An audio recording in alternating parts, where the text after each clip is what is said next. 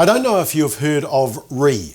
It's a taxpayer-funded online news and current affairs platform hosted by our state broadcaster TVNZ, focusing on content for young people. It covers topics such as LGBTQIA+, the planet, health and bodies, amongst others.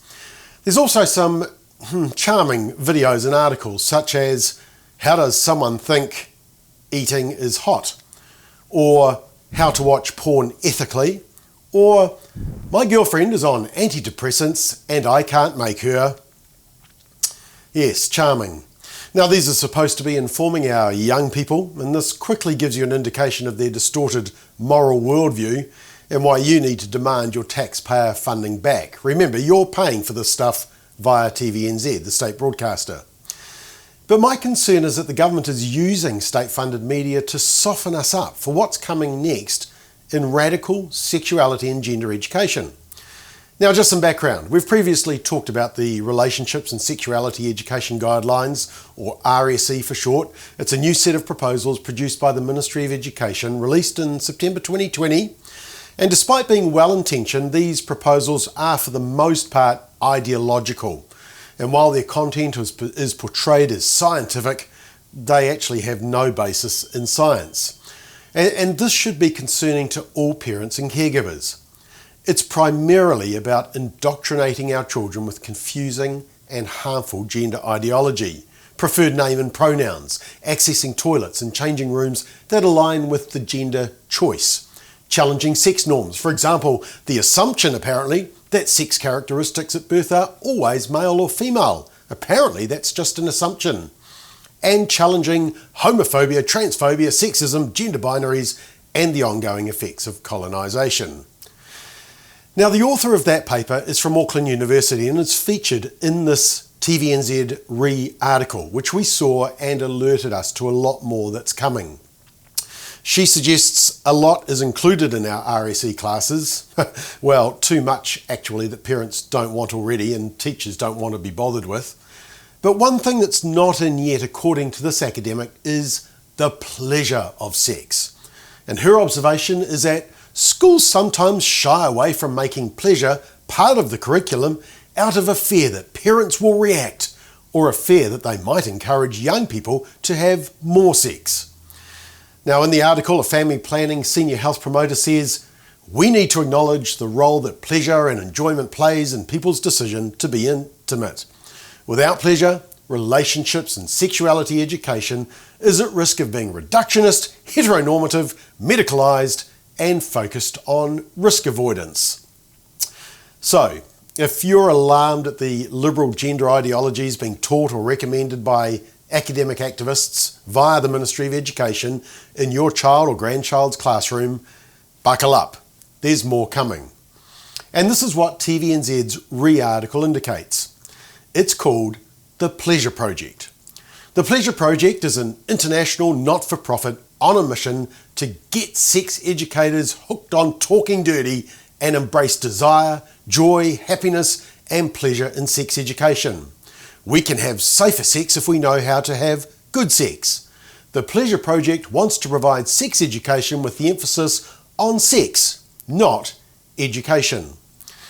Now, a closer look at their website shows a direct link between their education programs and sites that are pornographic in nature and material. Let's have a look at some of the material, and please note, this is not suitable for younger viewers. And look, there's some irony that I am having to say that, given that they want this in the curriculum for your children.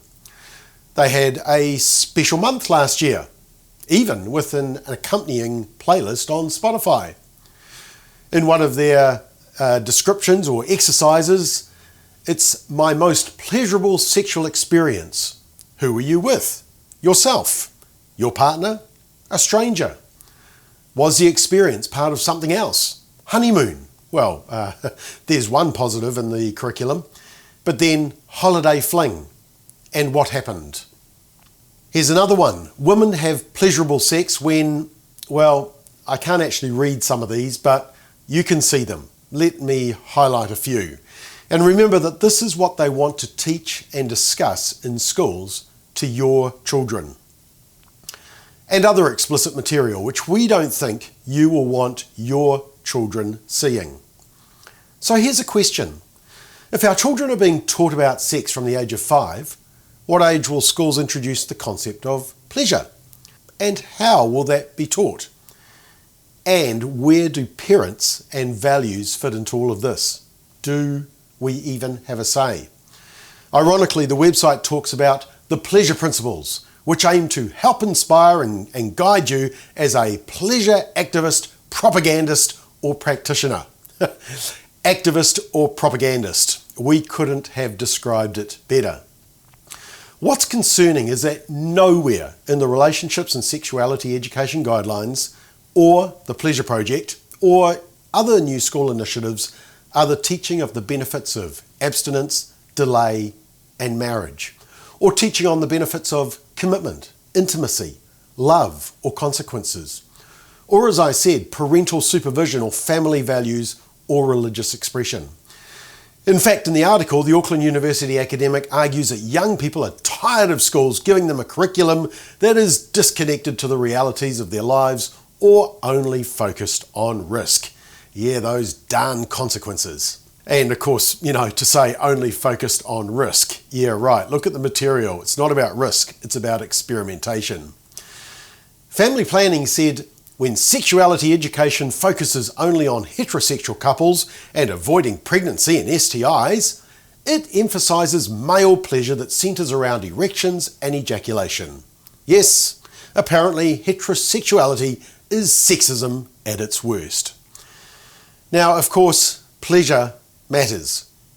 God designed sex. Sex is awesome, but there's far more to the package. Commitment, respect, marriage, love, monogamy, faithfulness, a biblical sexual morality. And it seems that schools that utilise these programs indoctrinating our young children with gender ideology and sexual pleasure are simply putting pressure on our children to embrace sexuality, sex and relationships far too early, and in a way that most parents would object to, which is why they work so hard to hide it from you. Now, you may be thinking right now, well, at least this material isn't in our schools yet. Let me warn you that what is already in schools should concern you. One quick example. In the Keeping Ourselves Safe program, run under the banner of the New Zealand Police, and much of that program is very good. But a parent alerted us to this material in the program. And unfortunately, gender ideology and indoctrination are rife in most of these sexuality type programs. Here's what it says. Teachers should not make assumptions about children's gender identity. They should also be mindful that students, parents, siblings, friends and family members may identify as gender diverse or be same or both sex attracted. Use inclusive language so all children feel that the conversation is relevant to themselves, their bodies and their families and whānau. Some phrases you could use are, some children have a penis, some children have a vulva vagina, rather than boys have a penis, girls have a vulva vagina.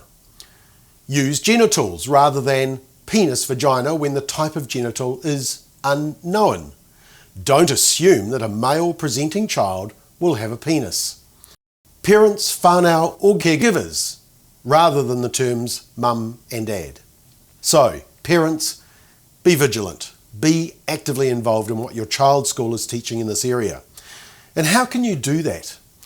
Well, we also have this important guide for parents, Responding to the Transgender Issue, Parent Resource Guide, which gives great advice in this area about what is being taught, your legal rights, and how you can engage with the school in a respectful but effective manner.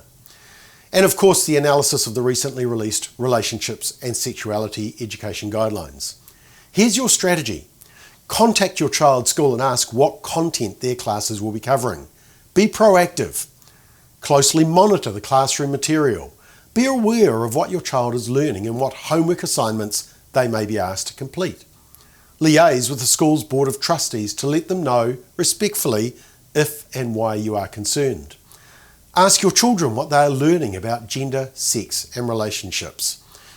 And if all else fails, don't forget you can withdraw your child from specific classes. The good news is that most schools are rejecting this extreme material, and many teachers don't want anything to do with it. But we can get ahead of the conversation in teaching at school by creating an open culture of conversation at home. As a parent or caregiver, it's our job to be a voice they trust the most on the topic of relationships and sex.